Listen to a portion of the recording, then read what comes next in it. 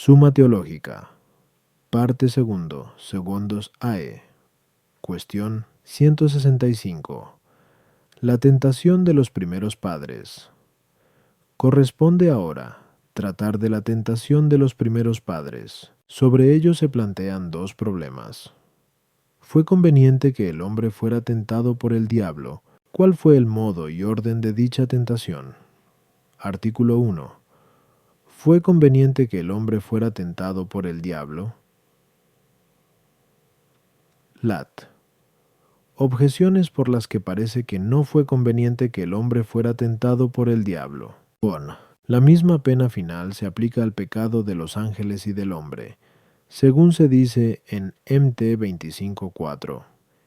Id, malditos, al fuego eterno, preparado para el diablo y sus ángeles. Pero el primer pecado de los ángeles no fue causado por ninguna tentación externa. Luego tampoco fue conveniente que ninguna tentación exterior precediera al pecado del hombre. Tuo, Dios, que conoce el futuro, sabía que el hombre, ante la tentación, caería en pecado, y así sabía perfectamente que no convenía al hombre el ser tentado. Luego parece que no fue conveniente que permitiera el que el hombre fuera tentado. El estar sometido al ataque ajeno parece un castigo, así como, por el contrario, parece un premio el quedar libre de ese ataque, según lo que se dice en Prov 16,7. Cuando agradan al Señor los caminos del hombre, hasta convierte a sus enemigos en amigos. Pero la pena no debe ser anterior a la culpa. Por tanto, no fue conveniente que el hombre fuera tentado antes del pecado. Contra esto, está lo que se dice en Eclo 34:9. ¿Qué sabe el que no es tentado? Respondo, la divina providencia dispone todo suavemente, como se dice en Sab 8:1. Es decir, su providencia da a todos lo que les es necesario conforme a su naturaleza, puesto que, como dice Dionisio en The Div Nom. Si. 4, no es providencia corromper la naturaleza, sino salvarla. Ahora bien, es algo inherente a la condición de la naturaleza humana, el poder ser ayudada u obstaculizada por las otras criaturas. De ahí que fuera conveniente que Dios permitiera que el hombre, en estado de inocencia, fuera tentado por los ángeles malos y ayudado por los buenos, pero un favor especial de la gracia le había concedido el que ninguna criatura ajena a él pudiera hacerle daño contra su voluntad, mediante la cual también podía resistir la tentación del demonio a las objeciones. 1. Por encima de la naturaleza humana, existe otra naturaleza en la que puede hallarse el mal de la culpa, no por encima de la naturaleza angélica, y el tentar induciendo al mal solo es propio de alguien ya manchado por la culpa. Por eso fue conveniente que el hombre fuera tentado por un ángel malo para que pecara. Del mismo modo que, también en el orden natural, los ángeles buenos ayudan al hombre en la perfección. Ahora bien, los ángeles pudieron ser promovidos por su superior, Dios, en el bien, pero no ser inducidos al mal, ya que, como se dice en J.E.S. 1:13, Dios no intenta el mal. Tuo. Del mismo modo que Dios sabía que el hombre, por la tentación, caería en pecado, también sabía que podía resistir al tentador mediante su libre albedrío, pero la condición de su naturaleza requería que se le dejara a su voluntad, según lo que leemos en Eclo 15:14. Dios dejó al hombre sometido a su propio albedrío. Por eso dice San Agustín en 11 Supergen, Adlit, no me parecería que el hombre hubiera de ser digno de gran alabanza si pudiera vivir bien porque nadie le inducía a vivir mal, dado que podía, por su naturaleza y su voluntad, resistir al que le tentaba. 3. El ataque al que no se puede resistir puede considerarse como un castigo, pero el hombre, en el estado de inocencia, podía resistir fácilmente a la tentación. Por eso el ataque del tentador no fue un castigo. Artículo 2. ¿Fue conveniente el modo y el orden en que tuvo lugar la tentación? Lat. Objeciones por las que parece que no fue conveniente el modo y orden de la primera tentación. 1. Así como, en el orden de la naturaleza, el ángel era superior al hombre, también éste era superior a la mujer, pero el pecado vino desde el ángel al hombre. Por consiguiente, también debió pasar del hombre a la mujer. Es decir, debió ser tentada la mujer por el hombre, y no al revés. 2.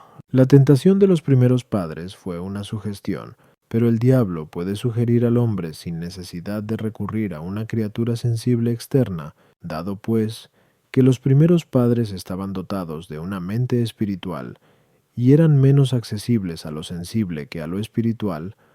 Habría sido preferible que la tentación fuera solo espiritual y no externa. No se puede sugerir propiamente una cosa mala, si no aparece como buena bajo algún aspecto. Ahora bien, muchos otros animales tienen más apariencia de bien que la serpiente. Luego no fue acertado el que el hombre fuera tentado por una serpiente. Y además, la serpiente es un animal irracional, pero un animal irracional no tiene sabiduría ni locución, ni le compete una pena. Luego se dice impropiamente que la serpiente era más astuta que todos los animales. Gen 3:1. O la más prudente de todos los animales, según otra traducción.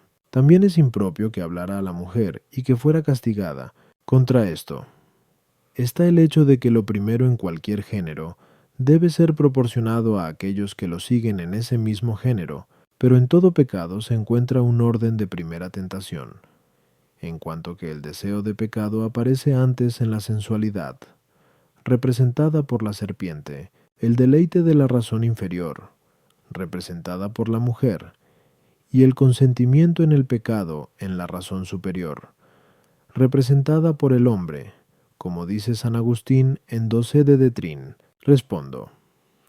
El hombre está compuesto de una doble naturaleza, intelectiva y sensitiva.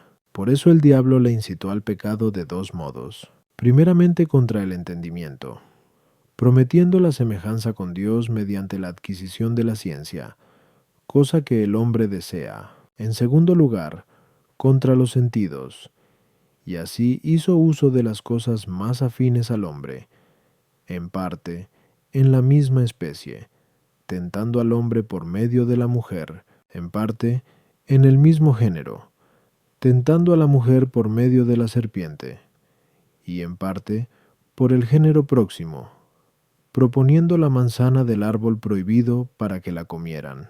A las objeciones.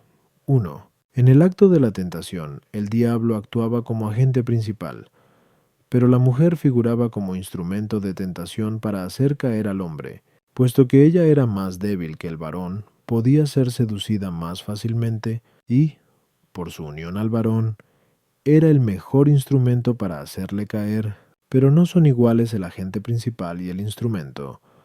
El primero es más importante. La sugestión del diablo al hombre demuestra que el diablo posee sobre el hombre un poder mayor que una sugerencia exterior, porque, mediante la sugerencia interior, el diablo cambia, por lo menos, la imaginación del hombre, mientras que la sugestión externa solo cambia en la criatura en su aspecto exterior. Pero el diablo no tenía sobre el hombre ningún poder en orden al pecado, por eso no pudo tentarlo mediante una sugestión interior, sino solo mediante la exterior. Como dice San Agustín en 11 Supergen Adlit, no debemos pensar que el diablo escogió a la serpiente para tentar mediante ella, sino que, existiendo en él el deseo de hacer caer, no se le permitió hacerlo mediante ningún otro animal. Como dice San Agustín en 11 Supergen Adlit, se dice que la serpiente es astuta o prudente, por la astucia del diablo que preparaba el engaño en ella. Del mismo modo que decimos que es prudente o astuta, la lengua que el prudente o el astuto usan para persuadir a hacer algo con prudencia o con astucia. Tampoco la serpiente entendía los sonidos que salían de su boca hacia la mujer, ni que su alma se convirtiera en racional. A veces, ni los hombres, cuya naturaleza es racional, saben lo que dicen cuando el demonio habla en ellos. Por eso, la serpiente habló al hombre del mismo modo que el asna en la que iba sentado Balaán. Habló al hombre con la única diferencia consistente en que en aquel caso era obra del diablo, mientras que en este fue de un ángel. Por tanto, no fue preguntada la serpiente por qué había hecho aquello, puesto que no lo había hecho por sí misma, sino el diablo en ella, el cual ya había sido destinado al fuego eterno por su pecado, y lo que se dice a la serpiente se refiere al que se valió de ella para actuar. Y como dice San Agustín en su obra Supergen contra Maniqueos, ahora se nos habla de su pena, es decir, de la del diablo, de la cual debemos guardarnos, no de la que queda reservada al juicio final. En efecto, con las palabras Gen 3:14, maldita eres entre todos los animales y bestias de la tierra, se indica que todos los animales son más nobles que ella, no en poder, sino en cuanto a la conservación de su naturaleza, puesto que los animales no han perdido la gloria del cielo, la cual nunca poseyeron, sino que viven en la naturaleza en la que fueron creados. Se le dice también, te arrastrarás sobre tu pecho y tu vientre, según otra versión. Bajo la palabra pecho se indica la soberbia, y con la palabra vientre se expresa el deseo carnal, porque esta parte es la más blanda del cuerpo, y mediante esos elementos va caminando hacia aquellos a los que desea seducir. Con las palabras comerás tierra todos los días de tu vida. Gen 3:14.